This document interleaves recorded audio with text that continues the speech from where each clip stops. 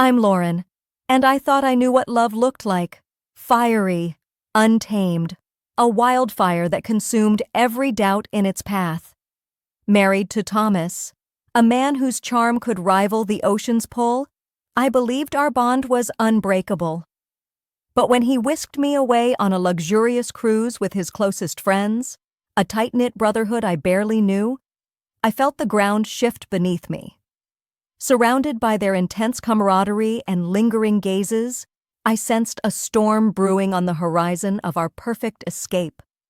What started as a dream vacation turned into a maze of temptation and secrets, threatening to unravel everything I held dear. And just when I thought I had it all figured out, one night changed everything, leaving me standing on the edge of a truth I never saw coming. Picture this. I'm standing on the edge of a memory, the kind that feels like a photograph you can't quite place, but you know it's yours. My name's Lauren, and at 34, I've learned that life has a way of throwing curveballs wrapped in velvet. I'm married to Thomas, a man of 38 who carries the sea in his soul and a storm in his step. He's got this rugged charm, with dark wind-swept hair that always looks like he's just stepped off a ship, and a smile so warm it could melt the iciest doubts. But those hazel eyes of his? There's always a flicker of mischief in them, like he's holding a secret just out of reach. Our marriage is a wildfire, passionate, intense, sometimes burning too hot to handle. Thomas has this knack for sweeping me off my feet with adventures I never see coming. One minute, I'm planning a quiet weekend, and the next, he's got us halfway across the world, chasing some wild dream. This summer, though, he outdid himself. He booked us on a cruise aboard the Azure Wave, a ship so luxurious it feels like a floating palace. And it's not just the two of us. He invited 8 of his closest friends, a brotherhood forged in their college days. I'm talking about a pack of men who've seen each other through thick and thin, and I'm the only woman stepping into their world. Let me paint you a picture of this crew. First, there's James, the unspoken leader with a sly grin that makes you wonder what he's plotting. Mark's the quiet one, always watching with those piercing blue eyes that seem to see right through you. Ethan never shuts up, always cracking quips that keep the energy buzzing. Ryan's the muscle, constantly flexing like he's auditioning for a superhero role. Caleb's the brain, cutting through conversations with a wit so sharp it stings. Nathan's the soft heart, always checking in to make sure I'm okay. David's a mystery, barely saying a word, but his silence speaks volumes. And then there's Liam, the charmer, always tossing flirty comments my way, testing the waters with a smirk. I'll admit, when Thomas first told me about this trip, my heart did a little dance of excitement. A week on the open sea, surrounded by luxury, sounded like a dream. But there was this tiny knot of apprehension too, knowing I'd be the only woman in this tight-knit circle. Would I fit in? Would I be just Thomas's wife to them? Or something more? Still, I pushed those thoughts aside as I packed, folding sundresses and swimsuits into my suitcase, imagining lazy days under the sun and nights lit by starlight. Thomas caught me daydreaming one afternoon, leaning against the doorway with that grin of his. He sauntered over, picked up one of my swimsuits, and dangled it in front of me. "You're gonna be the queen of this ship," he teased, his voice low and playful, sending a shiver down my spine. And just like that, any lingering doubts I had melted away under the heat of his gaze. Now, let me take you into those first few days aboard the Azure Wave, where the world felt like it was ours to conquer. Every morning, I wake to the rhythmic sound of waves crashing against the hull, a soothing lullaby that pulls me from dreams of endless horizons. The sun spills through our cabin window, casting golden streaks across the bed as Thomas leans over, his lips brushing my forehead in a tender, lingering kiss. "Morning, beautiful," he murmurs before slipping out to meet up with the guys, already buzzing with plans for the day's adventures. I lie there for a moment, soaking in the warmth, the salty breeze sneaking through the cracked window, before I finally roll out of bed, eager to see what the day holds. Out on the deck, the sun is relentless, kissing my skin with a heat that turns it a shade darker each hour. I stretch out on a lounger, a wide-brimmed hat shielding my eyes as I watch the guys in the distance. Thomas, James, and Ryan are locked in a fierce volleyball match, their shouts and laughter bouncing across the water like a melody. Ethan and Caleb take turns diving into the pool, splashing like kids, while Mark lingers near the sidelines, his gaze occasionally drifting my way. I catch his stare once, those piercing blue eyes holding mine a beat too long, and a strange flutter stirs in my chest. But I shake it off, chalking it up to the heat playing tricks on me. I reach for my drink, a fruity cocktail that's more sugar than anything else. The cool glass slick with condensation against my lips. The taste of mango and pineapple dances on my tongue as Liam saunters over, his grin as mischievous as ever. "Come on, Lauren, ditch the drink and join us for a card game," he teases, nudging James, who's already shuffling a deck nearby. "Yeah, we need someone to keep Liam honest," James adds with a wink. I laugh, waving them off, content to watch their antics from my sunny perch, though their easy camaraderie pulls at something in me, a longing to be more than just the observer. As the sun dips lower, the evenings transform the ship into a magical escape.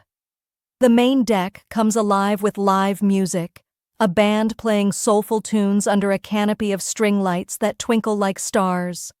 I slip off my sandals, the cool wood smooth under my bare feet, and Thomas pulls me close. We sway to a slow melody, his hand firm on my waist, the other cradling mine. I can still taste the red wine from dinner on my lips, rich and heady, as he leans in, his breath warm against my ear. "You're my everything," he whispers, and my heart skips, caught in the spell of the moment. Around us, the crowd blurs, but I feel eyes on me, watching, always watching. It's a feeling I can't shake, like I'm under a spotlight even in the soft glow of the evening. But tonight, something feels different. There's an electric charge in the air, a silent promise of something unexpected. I'm standing in front of the mirror in our cabin, smoothing down a sleek black dress that clings to my curves like a second skin. My reflection stares back at me, eyes wide with a mix of nerves and excitement, my heart pounding so hard I can almost hear it over the distant hum of the ship's engines.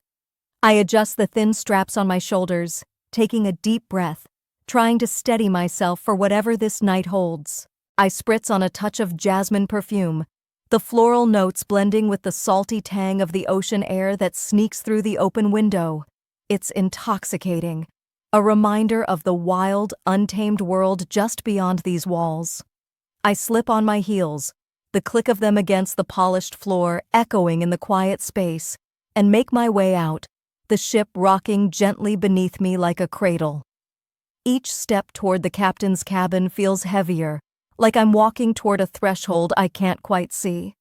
My fingers tremble slightly as I brush a strand of hair behind my ear, the anticipation building with every sway of the vessel. When I reach the cabin, the door is slightly ajar, a sliver of dim light spilling into the hallway. I push it open, stepping inside, and the atmosphere shifts. The room is intimate, almost too small for the weight of what it holds. A plush velvet couch sits against one wall, deep burgundy under the soft glow of a single lamp. A small table in the center holds 2 champagne flutes, the golden liquid inside catching the light like tiny sparks. But Thomas isn't here. Instead, James is leaning casually against the wall, his dark eyes locking onto mine with an intensity that makes my breath hitch. He's wearing a fitted shirt, the top button undone, and there's a slow, deliberate ease in the way he straightens up as I enter. He steps closer, his movements smooth, almost predatory, and I feel the air between us thicken. His fingers brush along the side of my neck, a feather-light touch that sends a shiver racing down my spine. "Thomas will be here soon, don't worry," he murmurs, his voice low, almost a growl, and it stirs something deep within me. My breath catches, confusion and unease tangling in my chest like a knot I can't unravel. I open my mouth to say something, to step back, but before the words can form, the door creaks open again. Mark and Ryan step inside, their presence filling the already cramped space, the heat of their bodies too close, too overwhelming. Mark's hand grazes my arm, a fleeting touch that feels anything but accidental, while Ryan leans in, his breath warm against my ear. I can't quite make out what he whispers, the words drowned out by the thundering of my own pulse, but the tone sends a jolt through me. I hesitate, every instinct screaming to pull away, to find Thomas, to ground myself in something familiar. But there's another part of me, a darker, hidden part, that feels a forbidden thrill coursing through my veins. It's like a current I can't fight, pulling me under despite the warning bells ringing in my mind. In a moment of weakness, I let go. I let their touches linger, let the heat of their proximity cloud my judgment. It's as if I'm watching myself from above, a stranger in my own skin, caught in a dance I never meant to join. The guilt is immediate, a sharp pang that twists in my gut, but it's tangled with a rush of exhilaration I can't deny. My body responds in ways my mind protests, a betrayal of everything I thought I knew about myself, about my love for Thomas. I'm spiraling, caught between shame and this dangerous allure, when my gaze flicks toward the door. There he is. Thomas. His silhouette is framed by the hallway light, a shadow against the brightness, and for a moment, time stops. My heart freezes in my chest as I stand there, frozen, as Thomas's silhouette fills the doorway of the captain's cabin. My heart is a wild drum in my chest, each beat echoing in my ears as the weight of the moment crashes over me. The air in the room turns heavy, almost suffocating, after everything that's just unfolded. A silence stretches out, thick with unspoken questions and raw tension, wrapping around us like a fog I can't see through. I can barely breathe as I glance from Thomas to James, then to Mark and Ryan, their faces a storm of anticipation and restraint, waiting for me to react, to say something, anything. My hands tremble at my sides, fingers twitching as if they're searching for something to hold on to, something to ground me in this chaos. Inside, I'm a battlefield. Part of me screams to run, to bolt out of this cabin and away from the mess I've stumbled into. I want to yell at Thomas, to demand why he's put me in this position, why he's let this happen. But there's another part of me, a darker, quieter part I'm ashamed to even acknowledge, that's drawn to the forbidden edge of it all. It's like a magnet, pulling me towards something I know I shouldn't want, something that threatens to unravel everything I've built with him. My mind races, torn between the safety of what I know and the dangerous allure of what I feel in this moment. I hate myself for even considering it, for letting that curiosity flicker to life. But it's there, burning under my skin. Thomas's gaze locks onto mine, steady and unyielding, and somehow, despite everything, it anchors me. Those hazel eyes, always carrying a hint of mischief, now hold something deeper, something encouraging, as if he's silently telling me it's okay to be here, to feel this. It's unsettling how safe he makes me feel even now, in the eye of this storm. He steps closer, the space between us shrinking, and I can feel the heat of his presence before his hand rests gently on my shoulder. His touch is firm but not forceful, a quiet reassurance that sends a shiver through me. His voice drops to a low whisper, meant just for me, as he leans in. "It's okay, Lauren. I want this for us." The words hang in the air, heavy with meaning, and they twist something deep inside me, loosening the last threads of resistance I've been clinging to. I nod slowly, almost against my will, my heart pounding so hard I'm sure everyone in the room can hear it. It's as if I'm letting go of a lifeline, allowing myself to drift into uncharted waters with no idea what lies ahead. The moment unfolds like a slow unraveling, deliberate and charged with an intensity I can't escape. The touches resume, more purposeful now, and I'm caught in a sensory whirlwind. There's the warmth of closeness, skin brushing against skin in a way that sends electric currents through me. The faint scent of cologne lingers in the air, sharp and intoxicating, mixing with the salty tang of the ocean that seems to seep into every corner of this ship. My own breathing is ragged, a jagged rhythm that fills the silence, betraying the storm of emotions inside me. I'm overwhelmed, lost in the push and pull of guilt and something else, something I'm not ready to name. It's like standing on the edge of a cliff, knowing I shouldn't jump but feeling the wind urging me forward. My mind screams that this is wrong, that I'm betraying everything I hold dear, but my body is caught in the current, responding to the forbidden in ways I can't control. It's a war I'm losing, a battle between what I should feel and what I do feel, and every moment stretches out like an eternity, amplifying the turmoil that churns in my chest. When it's over, I find myself sitting on the velvet couch, the deep burgundy fabric cool against my skin. My dress is disheveled, the thin strap slipping off one shoulder, and I feel exposed in a way that goes beyond the physical. James, Mark, and Ryan step back, their expressions unreadable, a mix of distance and something I can.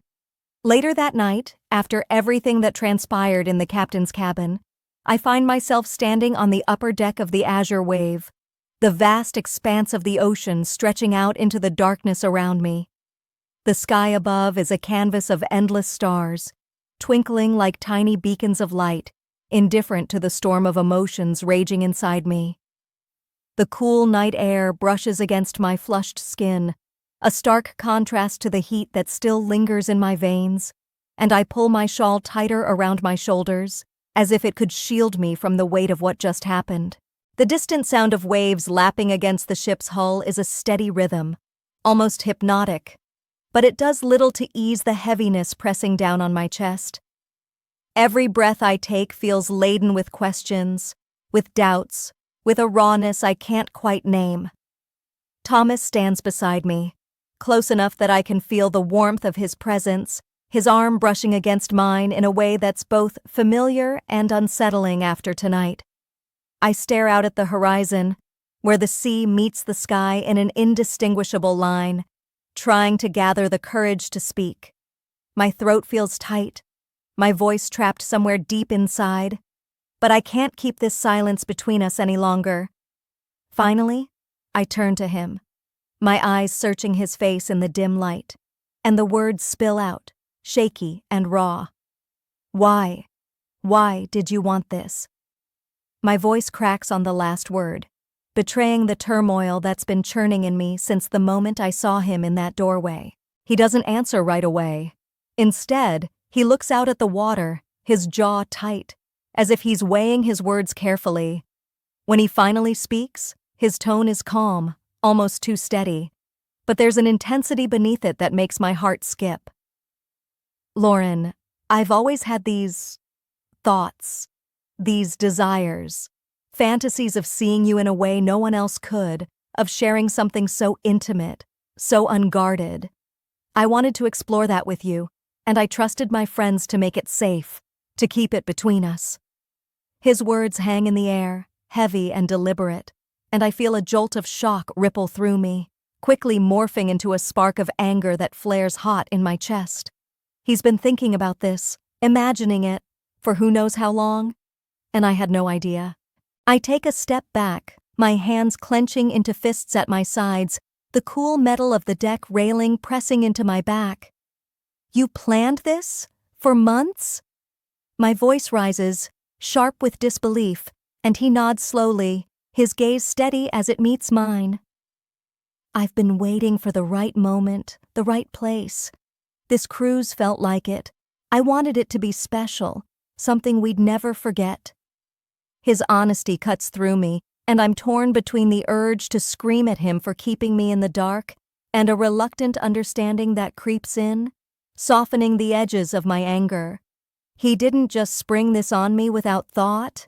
He orchestrated it, believing it could be something for us, something to deepen what we already have. I turn away from him, staring up at the stars again, my mind a tangled mess of emotions. My breath comes in short, uneven bursts as I wrestle with my own feelings, the ones I've been trying to bury since we left that cabin. I don't know how to feel about this, Thomas. I admit, my voice quieter now, almost a whisper carried away by the night breeze. Part of me hated it, felt so out of control. But there was another part, a part I'm ashamed to even acknowledge that found something in it, something thrilling. And the strangest thing? I felt closer to you in those moments, knowing you were there, guiding it, wanting it for us. The confession feels like peeling back a layer of myself, exposing something raw and vulnerable, and I can't bring myself to look at him as I say it. There's a long stretch of silence between us, filled only by the gentle creak of the ship and the endless murmur of the ocean. I feel him shift closer. The next morning, I wake up in our cabin, the gentle rocking of the azure wave pulling me from a restless sleep. My mind is a whirlwind, replaying the events of last night like a fever dream I can't quite shake. The images are vivid, almost too real, as if they're etched into my very being. Moments of vulnerability and forbidden thrill that leave my heart racing even now. I blink against the sunlight streaming through the window, golden rays spilling across the tangled sheets, warming my skin with a softness that feels almost mocking after the intensity of what transpired. I turn my head, expecting to see Thomas beside me, but his side of the bed is empty, the indent of where he slept still faintly warm. My eyes catch on a small note resting on his pillow, scrawled in his familiar handwriting. It reads, "You're my everything." My chest tightens, a rush of warmth battling with the lingering uncertainty that gnaws at me. Those words, so simple yet so heavy, anchor me in a way I desperately need right now. I sit up, running a hand through my tousled hair, my emotions a tangled knot I can't begin to unravel. There's a part of me that feels raw, exposed, like I've crossed a line I can't step back over. But there's another part, quieter but persistent, that feels empowered, as if I've discovered a hidden strength within myself, a boldness I didn't know I possessed. I swing my legs over the side of the bed, the cool floor grounding me as I make my way to the small wardrobe. I choose a simple white sundress, the fabric light and airy against my skin, slipping it on with deliberate care. As I catch my reflection in the mirror, I see a woman who's both vulnerable and fierce, my cheeks flushed with a mix of shame and something daring. The dress feels like a statement, a quiet defiance against the turmoil inside me, and I stand a little taller, ready to face whatever this day holds. Stepping out of the cabin, I make my way to the deck, the salty breeze kissing my face as the sound of laughter and clinking mugs reaches my ears. The group is already gathered for breakfast, sprawled across a long table under a shaded canopy, the ocean glittering endlessly behind them. I hesitate for a moment, my pulse quickening as I spot James, Mark, and Ryan among the others. Their glances flicker toward me, subtle but loaded with unspoken meaning, a silent acknowledgement of the shared secret that binds us now. Yet, there's something else in their eyes too, a newfound respect perhaps, or an understanding that I'm not just Thomas's wife, but someone who's stepped into their world in a way none of us expected. I take a deep breath, smoothing my dress, and join them, sliding into a seat with a forced smile. Thomas is there in an instant, settling beside me, his presence a comforting weight. Under the table, his hand finds my thigh, resting there with a quiet possessiveness that sends a shiver through me. It's a silent reminder of last night, of the boundaries we pushed and the intimacy we explored in ways I never imagined. I glance at him, catching the faintest smirk on his lips, those hazel eyes glinting with a knowing warmth that both soothes and unsettles me. I reach for a cup of coffee, the bitter aroma grounding me as I sip, letting the chatter of the group wash over me. Ethan's cracking jokes, Caleb's throwing in sharp retorts, and Nathan's asking if I slept well, his tone gentle as always. I nod, murmuring a vague reply, but my mind is elsewhere, caught in the undercurrent of what's changed between us all. The rest of the cruise passes in a blur, a whirlwind of sun-soaked days and nights that shimmer with a strange, electric energy. There are more moments of laughter, more late-night dances on the deck where the music wraps around us like a spell. Thomas and I sway under the string lights, his hands firm on my waist, the scent of his cologne mingling with the ocean air. But now, every touch, every glance, carries a weight it didn't before. Between us, that has changed the dynamics of our relationship. Don't forget to subscribe, like, and comment if you enjoyed this story. This will help us create more engaging stories for you.